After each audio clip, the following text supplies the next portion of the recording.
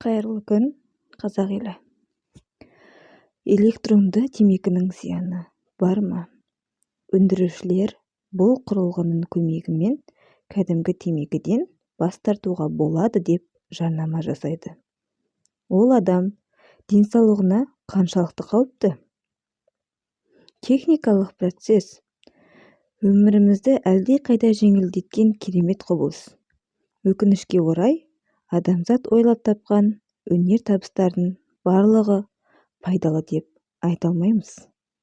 Электронды темекілер қауіпті техникалық құрылғылардың қатарына жатады. Ол жастар мен жасөспірімдердің арасында өте танымал.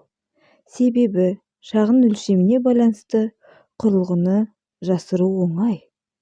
Олар ішінде аккумуляторлық батарея, қыздырғыш элемент және арнайы сұйықтық орналасады.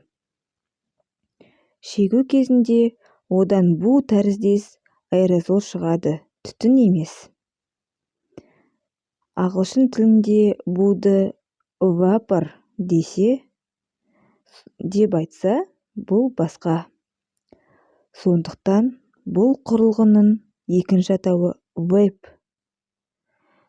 Темекіні тастауға мүмкіндік іздейтін адамдар электронды темекіге көшіп жатқанын жиі көреміз. Шын мәнінде олар бір зиянды әдетті басқа зиянды әдетпен ауыстырып жатыр. Өйткені вейптің құрамында никотин де бар. Кейбір адамдар электронды темекінің зияны кәдімгі темекіге қарағанда төменірек деп санайды.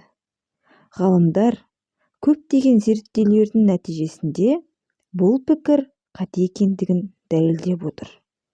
Темекінің ішіндегі сұйықтық никотиннен тұрады. Ол тыныс алу жүйесіне тез ену арқылы бүкіл денеге тарайды. Миға жеткен соң никотин бүкіл орталық жүйке жүйесіне әсер етіп, тәуелділікті тудырады. Сонымен қатар, ол жүрек, қан-тамыр жүйесіне үлкен зақым келтіреді. Түрлі патологияларды дамытады.